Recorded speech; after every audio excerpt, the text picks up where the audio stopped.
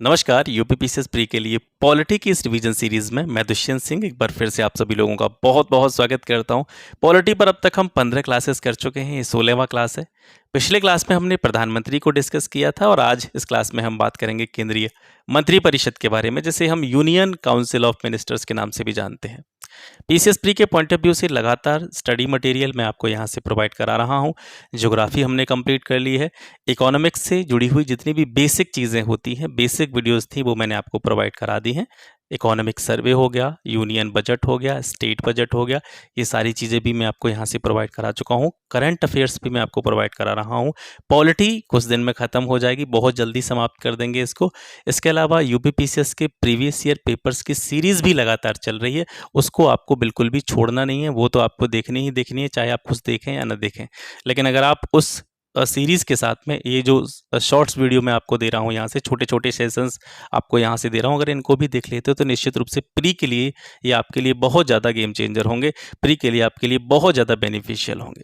तो चलिए स्टार्ट करते हैं आज का क्लास। केंद्रीय मंत्रिपरिषद के विषय में बात करते हैं। केंद्रीय मंत्रिपरिषद के बारे में जो संविधान में प्रावधान दिए गए हैं, किस अनुच्छेद में है? अनुच्छेद 74 आर्टिकल 74(1) भारत के लिए एक मंत्रिपरिषद का प्रावधान करता है। आर्टिकल 75(3) इसमें बताया गया है कि जो केंद्रीय मंत्रिपरिषद होगी वो सामूहिक रूप से लोकसभा के प्रति उत्तरदायी होगी। मैं आपको बिल्कुल टू द पॉइंट चीज़ें बता रहा हूँ, बहुत ज़्यादा इधर उधर घुमाने की जरूरत नहीं है। जो टू द पॉइंट चीज़ें हैं, जहाँ से क्वेश्चंस आते हैं, वही सारी चीज़ें मैं आपको यहाँ से बता रहा हूँ। देखिए, केंद्रीय मंत्रिपरिषद का प्रावधान जब हम प्रधानमंत्री के विषय में पढ़ रहे थे तब भी हमने इस पर थोड़ी सी चर्चा करी थी। तो यहाँ पर हम सीधे टू द पॉइंट चीज़ों पर बात करेंगे। यूनियन काउंसिल ऑफ मिनिस्टर जो होती है उसके बारे में आर्टिकल 74(1) में बात की गई है। 75(3) यह प्रावधान करता है कि जो हमारी मंत्रिपरिषद है वो सामूहिक रूप से उसकी जो रिस्पॉन्सिबिलिटी बनती है वो लोकसभा के प्रति बनती है। 75(2) में यह बताया गया है कि जो मंत्रिपरिषद है व्यक्तिगत रूप से राष्ट्रपति के प्रति उत्तरदायी है। तो दोनों चीज़ों में फ़र्क क्या है कि सामूहिक रूप से तो ये लोकसभा के प्रति उत्तरदायी है, जो व्यक्तिगत रूप से जितने भी मंत्री होते हैं वो रिस्पॉन्सिबल राष्ट्रपति के प्रति होते हैं। ठीक है, तो व्यक्तिगत रूप से राष्ट्रपति के प्रति, सामूहिक रूप से लोकसभा के प्रति जो है उत्तरदायी है। दोनों के जो प्रावधान है आर्टिकल 75(3) और 75(2) में है। मंत्रिपरिषद में किसी मंत्री के द्वारा जो भी कार्य किया जाता है उस किए गए कार्य के लिए पूरी मंत्रिपरिषद रिस्पॉन्सिबल होती है, उत्तरदायी होती है। और इसे हटाने के लिए अविश्वास प्रस्ताव जो लाया जाता है वो लोकसभा के द्वारा लाया जाता है। इसकी संरचना देखते हैं। केंद्रीय मंत्रिपरिषद की जो संरचना होती है, इसका स्ट्रक्चर होता है, वो किस तरीके से होता है। मुख्य रूप से इसमें 3 तरह के मंत्री होते हैं। प्रमुख रूप से कैबिनेट मंत्री, राज्य मंत्री और उप मंत्री। ठीक है, कैबिनेट मंत्री, राज्य मंत्री, उपमंत्री, इन 3 प्रकार के मंत्रियों में विभाजित होती है हमारी केंद्रीय मंत्रिपरिषद। इसके अलावा जो राज्य मंत्री होते हैं उनको 2 अलग अलग प्रकार के मंत्रियों में विभाजित किया जाता है। कैबिनेट मंत्री के सहायक कुछ राज्य मंत्री होते हैं और कुछ राज्य मंत्री ऐसे होते हैं जिनको कुछ विभागों का स्वतंत्र प्रभार दे दिया जाता है। इनसे जुड़ी हुई थोड़ी थोड़ी इन्फॉर्मेशन देखते हैं जो कि जरूरी है एग्जाम के लिए। कैबिनेट मंत्री जो होते हैं, या जो कैबिनेट जिसको कहा जाता है, ये जो है सबसे महत्वपूर्ण डिपार्टमेंट होता है, या जो कैबिनेट मंत्री होते हैं वो सबसे महत्वपूर्ण विभागों को रखने वाले मंत्री होते हैं। सबसे महत्वपूर्ण जिम्मेदारियां जो होती हैं पूरी शासन व्यवस्था में वो कैबिनेट मंत्रियों को दी जाती हैं। जैसे जो सबसे बड़े बड़े डिपार्टमेंट हैं, गृह मंत्रालय हो गया आपका, रक्षा मंत्रालय हो गया आपका, फाइनेंस मिनिस्ट्री हो गई, विदेश मंत्रालय हो गया, ये कैबिनेट मंत्रियों को दिए जाते हैं। ठीक है, शासन से जुड़े हुए जितने भी महत्वपूर्ण निर्णय होते हैं, जितने भी इंपॉर्टेंट डिसीजन होते हैं, वो कैबिनेट के द्वारा ही लिए जाते हैं, कैबिनेट मंत्रियों की सहमति से ही लिए जाते हैं। अब इसके बाद में जो दूसरे आते हैं राज्य मंत्री। ये राज्य मंत्री किस रूप में कार्य करते हैं? जनरली तो ये क्या होते हैं, कैबिनेट मंत्रियों के हेल्पर के तौर पे कार्य करते हैं, कैबिनेट मंत्रियों के सहायक के तौर पे कार्य करते हैं।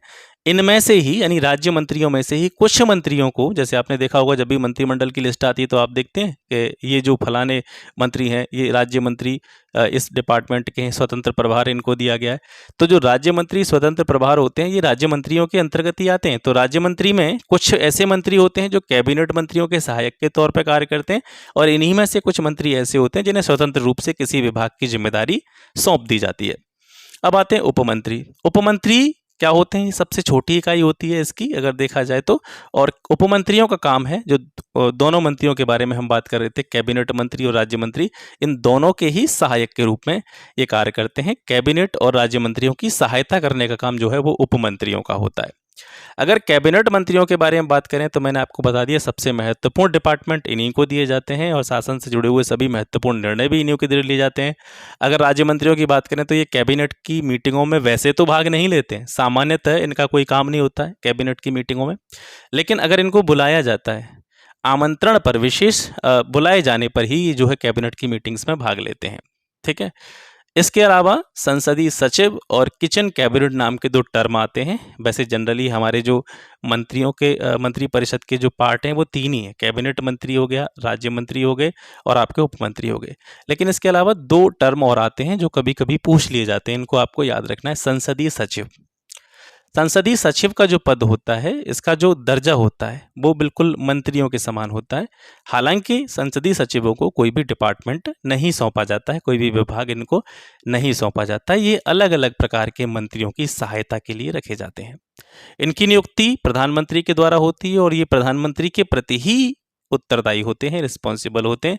जिस प्रकार से प्रधानमंत्री की सलाह पर जो राष्ट्रपति होते हैं वो प्रधानमंत्री सहित अन्य सभी मंत्रियों की नियुक्ति करते हैं, लेकिन संसदीय सचिव के विषय में ये थोड़ी सी अलग चीज हो जाती है।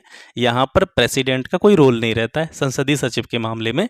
यहाँ पर इसकी नियुक्ति जो की जाती है वो प्रधानमंत्री के द्वारा की जाती है। और इसके अलावा एक महत्वपूर्ण चीज ये है कि जो संसदीय सचिव का पद होता है ये संवैधानिक पद नहीं है, ठीक है, असंवैधानिक पद है। तो संसदीय सचिव हो गया। इसके बाद में किचन कैबिनेट, ये क्या होता है, ये मंत्रियों का एक लघु निकाय होता है, एक छोटा सा सॉरी, ये मंत्रियों का जो होता है एक छोटा निकाय होता है। इसमें लगभग 15 से 20 मंत्री होते हैं और जिनका जो मुखिया होता है, प्रमुख होता है, वो प्रधानमंत्री होता है। एक तरह से जो किचन कैबिनेट होती है इसको पीएम की आंतरिक कैबिनेट भी कहा जाता है। जो कह सकते हैं कोई बड़ा निर्णय लिया जाना है तो इस किचन कैबिनेट के बीच में ही बैठ करके लिया जाता है। ये निर्णय लेने वाली सरकार के एक सेंटर के रूप में जाना जाता है, केंद्र बिंदु के रूप में जाना जाता है।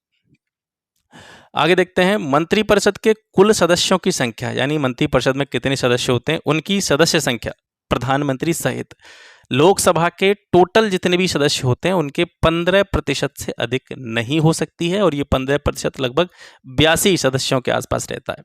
और ये जो प्रावधान था भारतीय संविधान में कब जोड़ा गया था, 91वें संविधान संशोधन 2003 के द्वारा। ये प्रश्न पूछा गया है, याद रखेंगे इस पॉइंट को, बहुत इंपॉर्टेंट है। मंत्रिपरिषद के कुल सदस्यों की संख्या प्रधानमंत्री सहित लोकसभा के कुल सदस्यों के 15% से अधिक नहीं हो सकती है। और ये 91वें संविधान संशोधन 2003 के द्वारा भारतीय संविधान में जोड़ा गया था। इसके बाद में एक छोटा सा वीडियो और बनाऊंगा मैं, छोटा सा टॉपिक होगा, मुश्किल से 5 से 10 मिनट का। उसमें आपको ये बताया जाएगा कि मंत्रिमंडल और मंत्रिपरिषद में अंतर क्या होता है। कभी कभी हम कंफ्यूज हो जाते हैं, मंत्रिमंडल क्या है, मंत्रिपरिषद क्या है। दरअसल दोनों को कभी कभी हम एक ही समझ लेते हैं, लेकिन एक होता नहीं है। तो उसको मैं आज ही आपको वीडियो बना करके बता दूंगा कि किस तरीके से मंत्रिमंडल मंत्रिपरिषद से भिन्न होता है। तो ये जानकारी भी आपको जो है होनी चाहिए, ठीक है। और मंत्रिपरिषद और मंत्रिमंडल वाली वीडियो के बाद में एक लास्ट वीडियो आएगा महान्यायवादी वाला। और महान्यायवादी वाले वीडियो के साथ ही आपका जो संघीय कार्यपालिका वाला जो यूनिट है, अध्याय है, ये पूरी तरीके से समाप्त हो जाएगा। फिर हम राज्य की कार्यपालिका की तरफ बढ़ेंगे। तो आज के लिए बस इतना ही। आशा करता हूँ सेशन आपको अच्छा लगा होगा। अच्छा लगा हो तो इसको जरूरतमंदों तक शेयर कीजिए। अब ये नहीं कि मैं आपको डिजिटल बोर्ड पर पढ़ा रहा हूँ, लिख लिख के पढ़ा रहा हूँ, लेकिन शॉर्ट लिस्ट करके चीज़ों को अच्छी तरीके से मैं आपको यहाँ से देने की कोशिश कर रहा हूँ। अगर आप इस पर बिलीव करते हैं तो निश्चित रूप से आप इसका बेनिफिट अपने एग्जाम में देखेंगे। तो मिलते हैं आपसे फिर नेक्स्ट वीडियो में एक नए टॉपिक के साथ। तब तक के लिए नमस्कार, जय हिंद।